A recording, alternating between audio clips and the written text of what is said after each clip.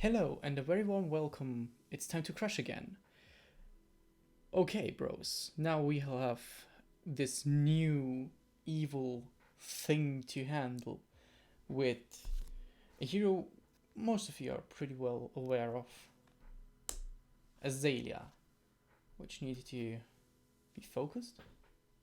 Hey,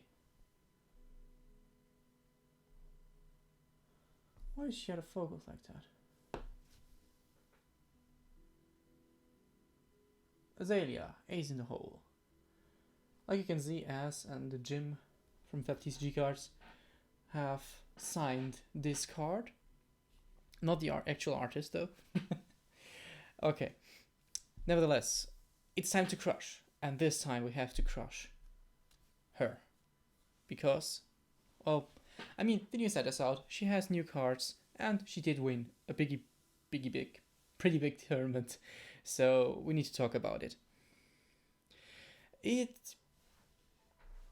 First of all, I couldn't find my Dreadbore. And Dreadbore is one of the cards that can hurt us pretty much. I don't think that the lists at the moment run Dreadbore, but still, it is a possible threat. So we need to be careful about that. Okay. Normally, we just laugh about Azalea being pretty bad, and up until now, I kind of dig that. But right now, with the new cards, she did get tools and toys to actually be a threat to certain heroes that are pretty relevant in the meta. And she also has possibilities to disable our defense reactions with Dreadbore, Remorseless, and so on. So, normally I would say, yeah, just play pretty passive, block all you can, and take as little damage as possible. Dreadbore only disables us from playing these reacts from hand, so we can still play them from arsenal and so on. With mostly blocking and hammering them for 6 each turn, we will just go down pretty easy. She should go down pretty easily. And the dominated 10 plus damage turn just needs to be blocked by the D-reacts from arsenal, and we'll be fine. Or that's what I normally would say before Outsiders. So, what about now? The new set really helps Azalea to get some damage through and to be a threatening foe. So, how do we tackle it? We will try.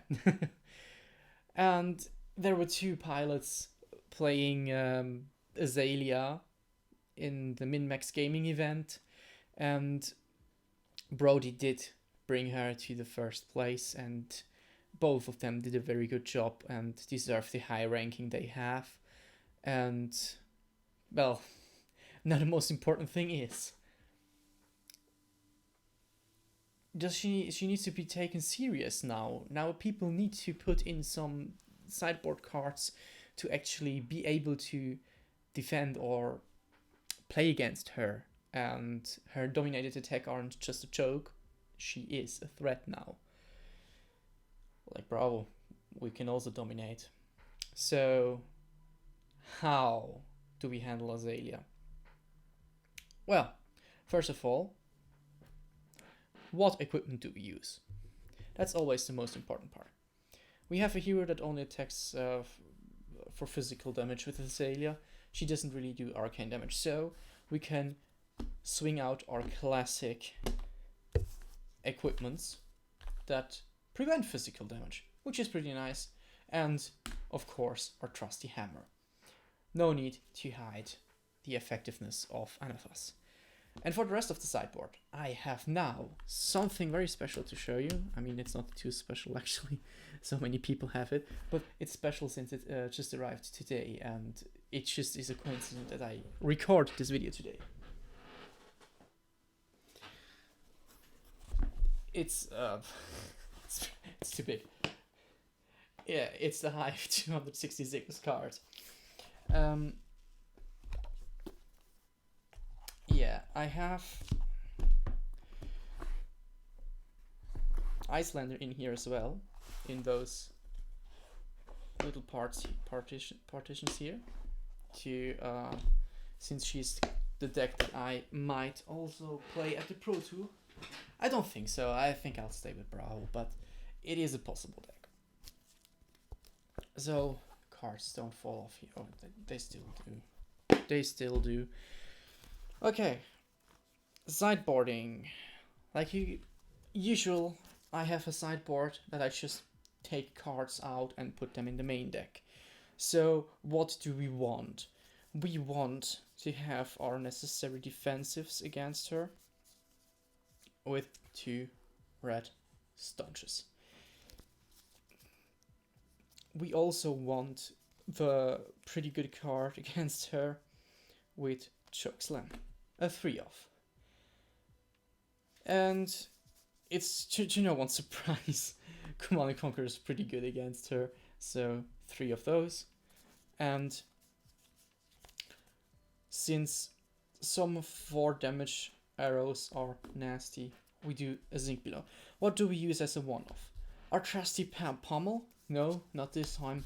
We're using Enlightened Strike to just threaten those 7 damage in a turn where we lose like close to every hand card and still want to swing back for some decent damage. That's the sideboard. It's pretty clear what to do. Arsenal those D-reacts in order to block out a really big hit, and Chokeslam to, well, we'll get to that. We will get to that. First of all, what are the dangerous cards she can use against us? I already teased it with Dreadbore being pretty nasty since we can only use our D-reacts from Arsenal, but we do have an Arsenal, so we will be able to deal with that. And next up, Fatigue Shot.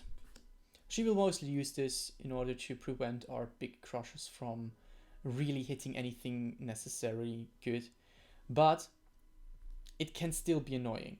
It can be pumped up to 13 and we won't be able to have a turn. And with Dominate we can't even block necessarily good. And then I have 1 card to represent a card type, which is buffs. I use Premeditate for that because, first of all, I just drew one in my opening of Outsiders, and I think it's the best pump. I'm pretty sure many aggrolists will play it since it has like the light version of I forgot it. Not Sneak Attack. It's the one that draws card and pumps your next attack if it's played from Arsenal. Also Bullseye Bracers to the same extent because it pumps by 1. Those are the pumps that also pump the dominated arrows that come out of the arsenal. So yeah. Other things are stuff like read the glide path or scout the periphery and things like that.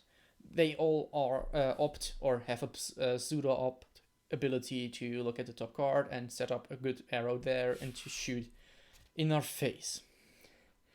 Well, speaking of arrows, the arrow I think is the most annoying for the build I have is Drill Shot, because it has Pierce 1, so you can't effectively block if it has an aim counter, and if you don't block with your armor, it will get a -1 counter anyway, so why bother and not block with the arrow?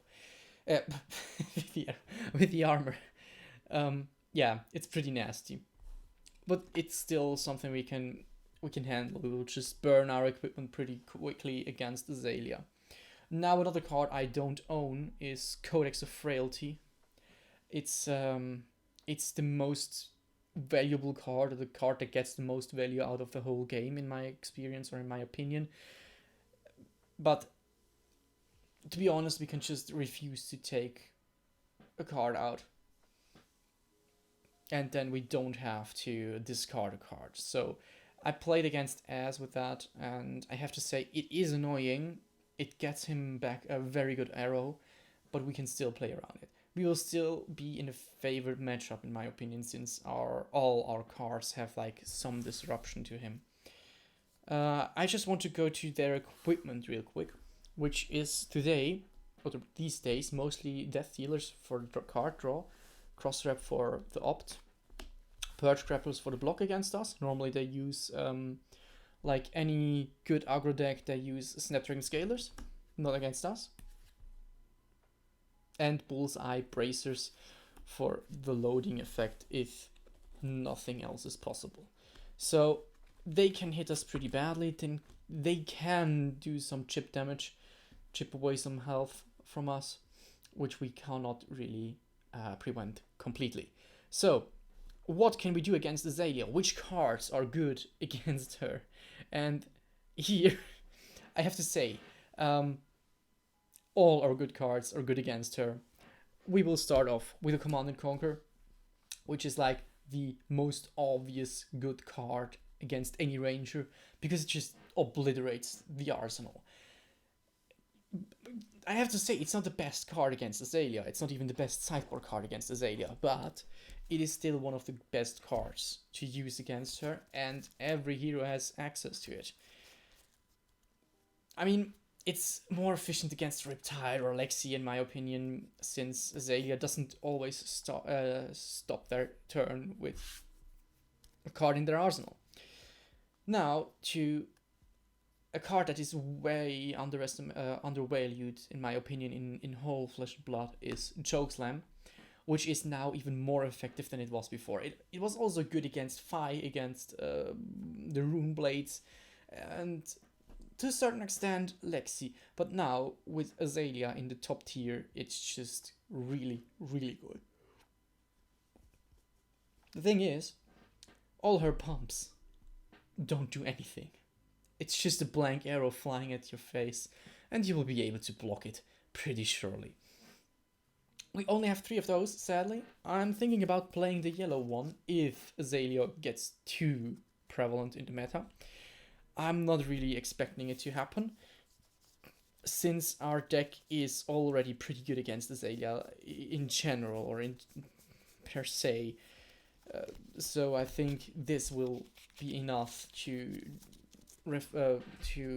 stop her most of the times. Next up, all of the Bravo Bros' favorite crush, Spinal Crush. This just stops their turn. They'll just shoot 1 arrow at you, just deal some vanilla damage. They won't pump anything. They won't block since you dominate this, and they won't use their hand to attack since they can't, since they don't have any go again. And if they're using the list that's mostly used at the moment with Death Dealer, they cannot really use the ability to load anyway, since it will use up their only action they have. This is basically a turn, an extra turn card. Next up is a card that is not as good as so many people think. Crippling Crush. It's a really good card, but not against Azalea, since Azalea has the ability to actually do something with 2 cards in their hand when they have 1 arsenal and 2 cards in hand. It won't be that big of a turn, but it's not that crush to wait for. It's definitely Spinal Crush that does way more in this matchup. Yeah, next up is my favorite card in whole Flesh and Blood. It draws out 1 card of their hand at least and it gives +4 to the attack. So if you attack with any normal attack action card and pummel it, it is better than before.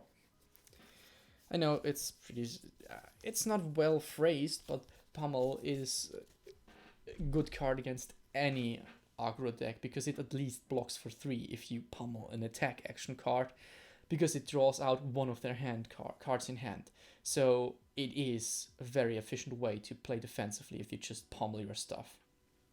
Next up, Terra Sunder. It's a mini version of the Crippling Crush. It takes away 2 cards from their hand.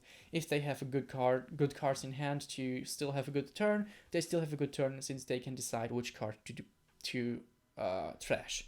But let's be honest, it's still pretty good. So We have 1, 2, 3, 4, 5, 6 cards that are really good against Azalea.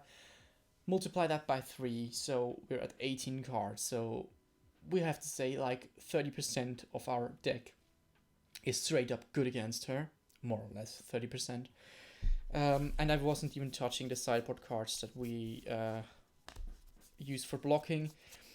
Those are fine in the right moment. You need to set them up in your arsenal anyway, since always is the possibility for some high damage numbers to fly your way.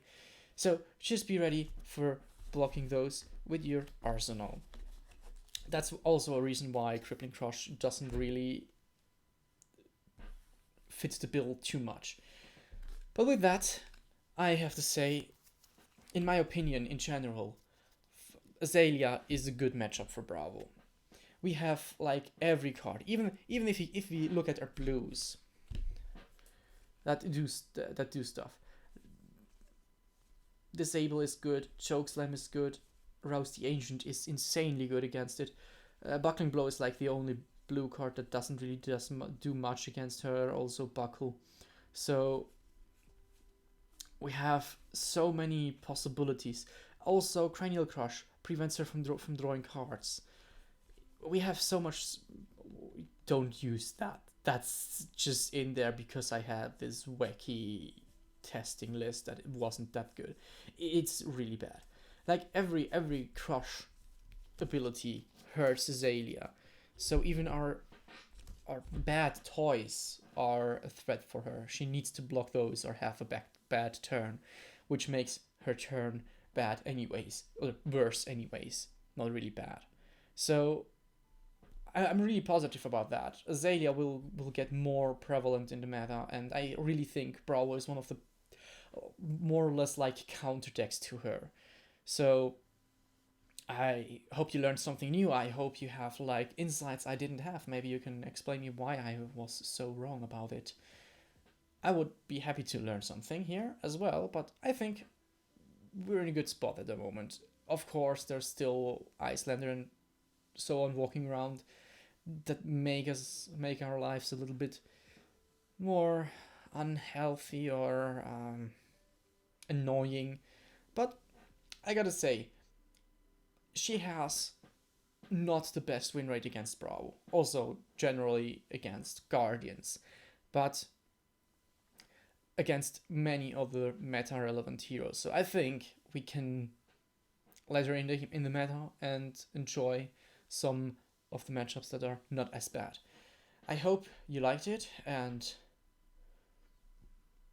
Bravo Bros out, I guess? I don't know. How do I do this in the ending? I forgot about that. Keep crushing.